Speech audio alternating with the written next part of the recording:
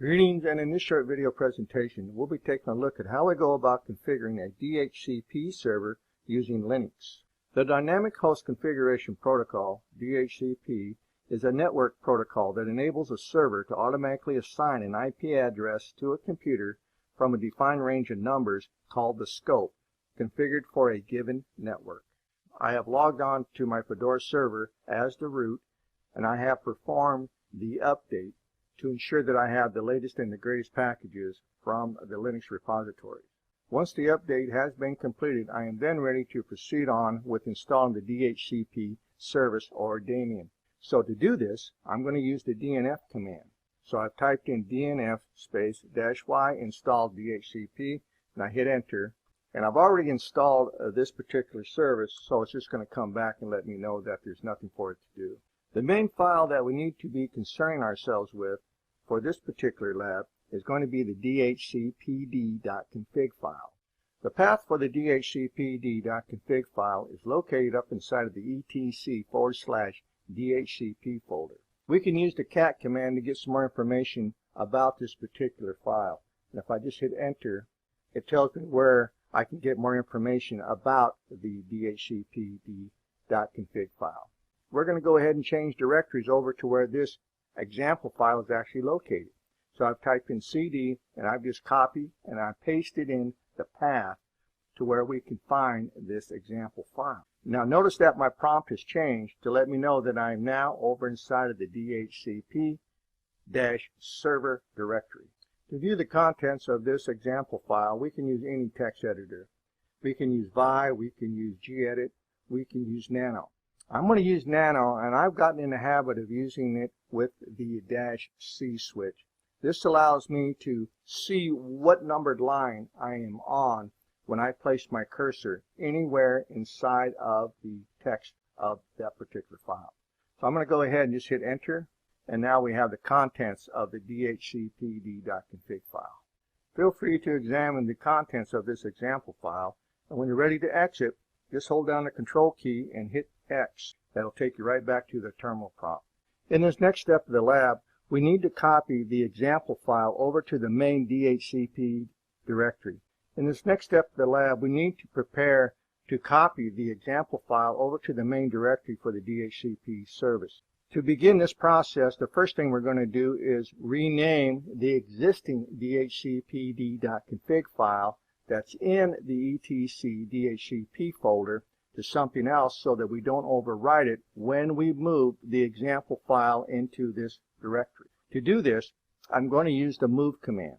So the move command in this instance is going to be used to create a copy of the existing dhcpd.config file and rename it to .1234. I'm going to go ahead and hit enter.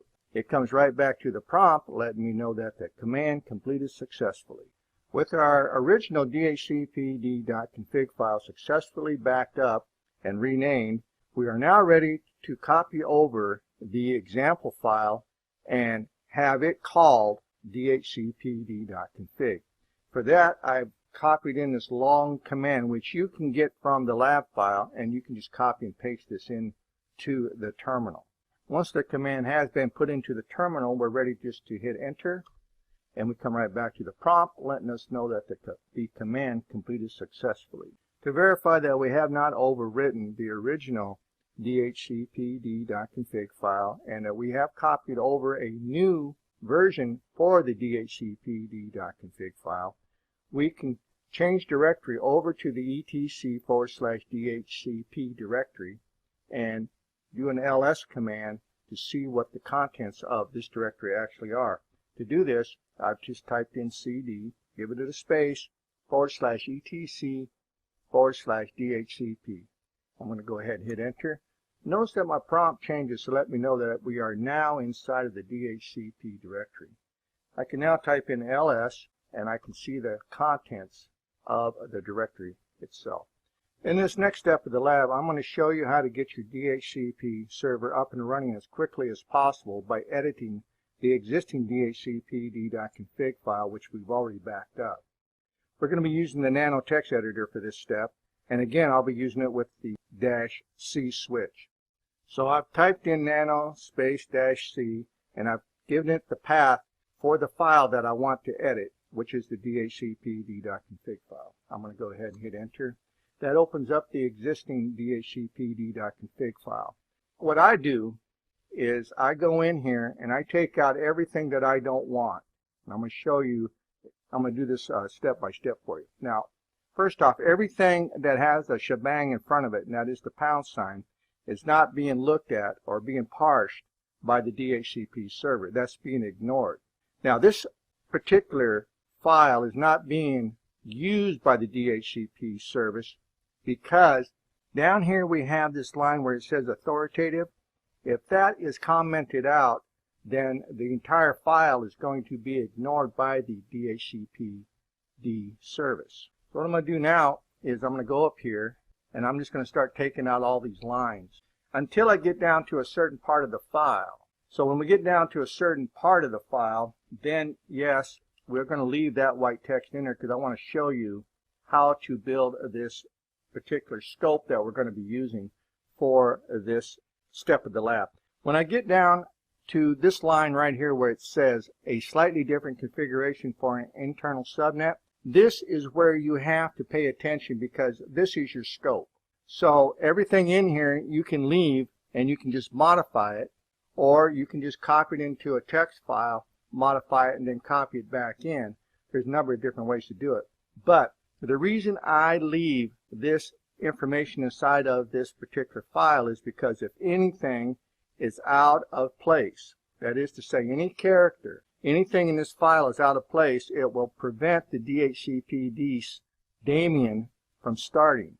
So again, I recommend that you leave this information in here, you modify it to fit your particular subnetting or your scope needs.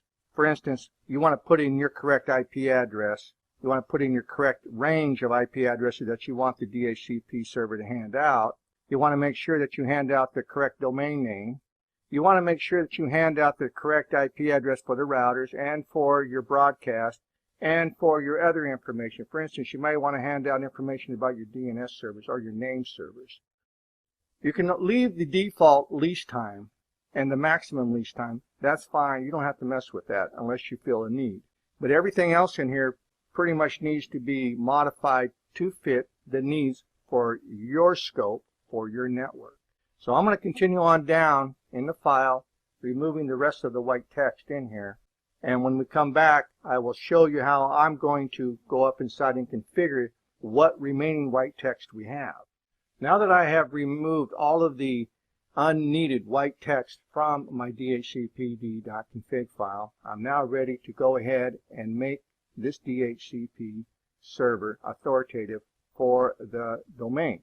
To do this, I'm going to have to take out this shebang over here for the word authoritative. This is what stops this particular service from running. If I shebang this out, then I don't have a DHCP server. If I remove the shebang, then yes, I have a DHCP server. Now all I have to do is come down here and configure my scope for my domain. And we're going to do that next. I've gone in and I have now edited the remaining white text for my scope options. Now I can do this one of two ways. What I did was I took this and I just highlighted everything, right clicked, and I copied it, brought up my text editor, brought it over here, and I did a copy and paste. I then edited everything that was in here that I wanted to change so that I would have my DHCP scope for my network, not this example. I then went over here and I went through this and I just deleted everything.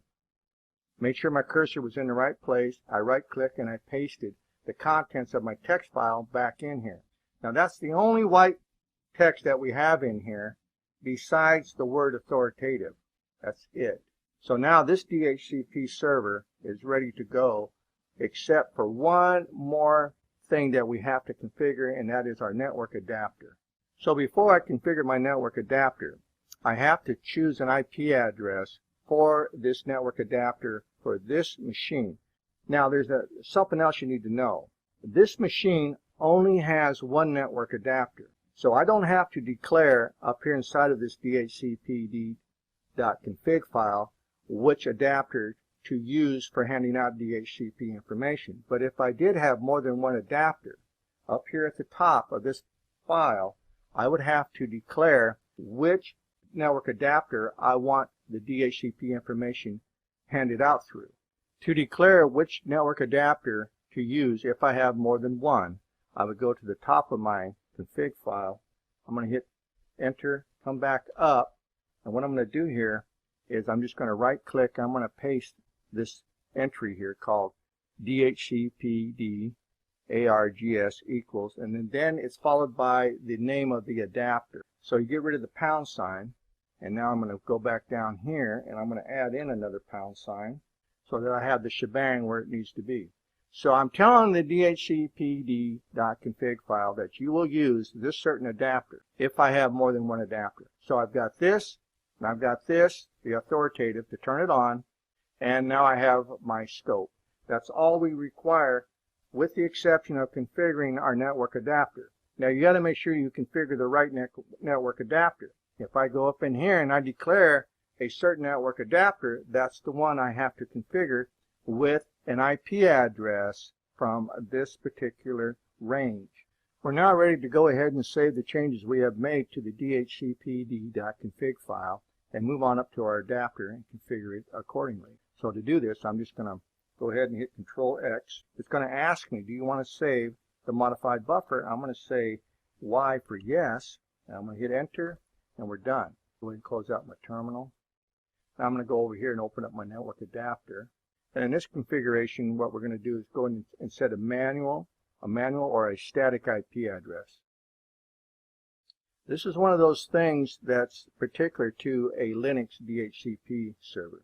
Without a static IP assigned to a network adapter for this particular server, the DHCPD daemon or the DHCP service will not start.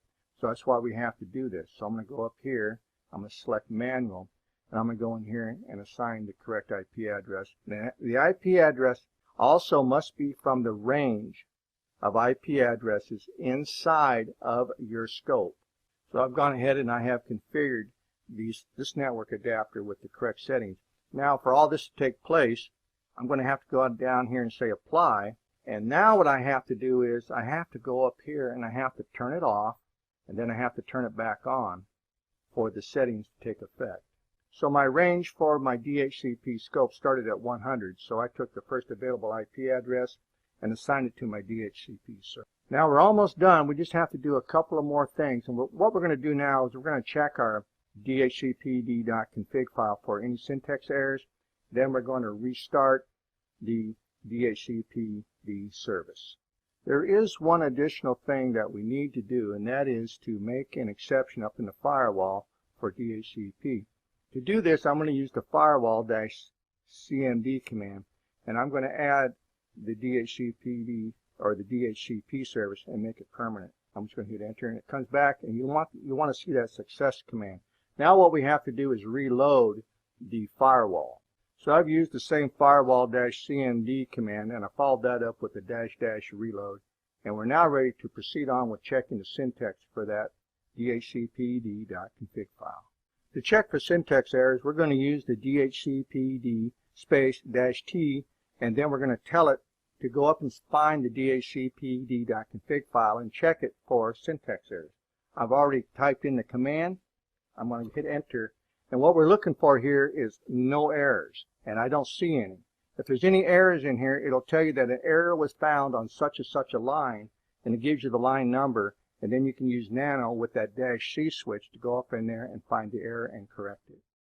So the next thing we got to do is restart the DHCPD service. So I've gone ahead and typed in the service command followed by the service that I want to restart by the word restart. Now the next thing we need to do is check on the status of the DHCP service. So I can just type in status, and we see that the status comes back in green, letting me know that the service is running as it should. Okay, so that concludes this video and this lab on how to configure the DHCP service for Linux. If you have any questions or concerns, please don't hesitate to contact your instructor, and I'll see you in my next video.